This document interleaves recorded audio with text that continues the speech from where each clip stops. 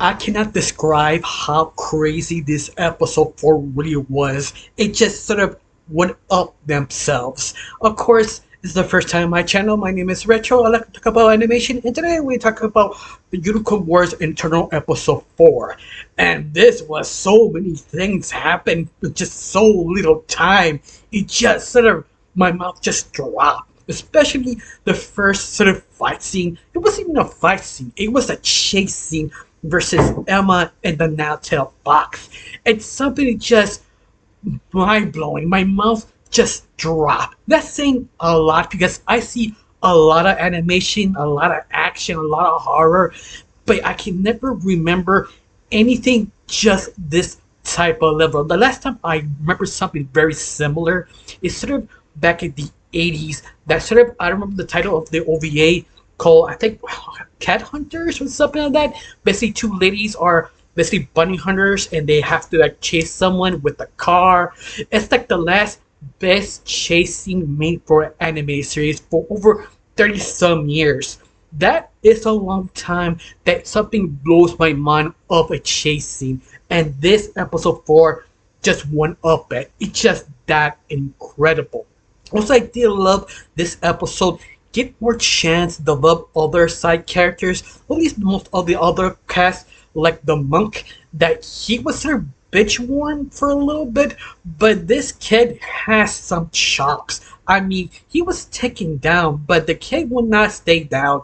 That is something is so interesting because the kid doesn't have nothing really to offer besides his special ability to see the other side. But you can see he does whatever he can to help the team. That's why I think that's sort of charming that he's over his head, but he wants to help out. He knows he can do something. Especially, they basically bench warp him twice. The first time he go one-on-one in Nine-Tailed Fox, he sort of failed. And the second time he got trapped in the boat that he was almost completely useless, but the kid, he's sort of a contender. He will go down, even he has nothing to fight. That is just respect. And oh, I wish you have more about this young man to see what he can do next episode. Now you also have that sort of love triangle with Emma and the Prince of Elves and her ex-fiance that I wasn't expecting, but the drama, the pettiness, I just need a popcorn and just enjoy myself because this is so juicy. I just like to see Emma sort of broken up, unsure who she is and who she should be, but at the same time, I do enjoy the two lady men who try not to be unfriend her face, like trying to give her sort of her space, but at the same time, sort of anxious, like they just don't know what to do. Let's face it, anyone that sort of situation will be a little bit kind of confused, and they just roll with it. Especially, I'm surprised how Emma's former husband or fiance came back the ship. It's sort of kind of weird, the unexpected, but at the same time, the drama is just too juicy. It's just so entertaining. And also, I have to give respect of the former ex-husband because the guy has Monksy to go in this sort of dangerous mission to see Emma. I mean, he's gung ho. Of course, same time, I love how the elf prince is sort of kind of jealous, kind of trying to be understanding, trying not to be up front of her face, but at the same time, he doesn't know what to do. It's a very interesting sort of kind of scenario, make the show so uniquely different. Especially what happened to the Nine-Tailed Fox, who led all the whole team on a sort of ship or ghost ship. They had to fight with ghost zombies, and that was sort of interesting because you didn't know what this ghost ship, why it works, and why the Nine-Tailed Fox draw them to there. Maybe it sort of was predestined, maybe it wasn't, but it's sort of interesting because this ship was sort of technically sort of alive, and a very interesting way, nothing like a Pirates of the Caribbean forward words, like the ship was alive, but this was technically was alive because it had a form, a shape, it could move everything in your body. That was sort of very creative and very interesting, especially sort of the horror aspect, that it was just so kind of classic but very unique. That sort of I kind of want to say unsettling, but still sort of cartoony that make it work so well. That make it sort of interesting, especially all the greens of shades, that sort of horror aspect, how the whole team have to sort of figure it out. And that's just so interesting. Also, I forgot the fourth member, the robot cannot remember his name. That I think it was Wilson. Oh no, I don't remember the machine's name, but he has his moments to shine here because he is also gun ho. He's doing his best, even that he cannot communicate.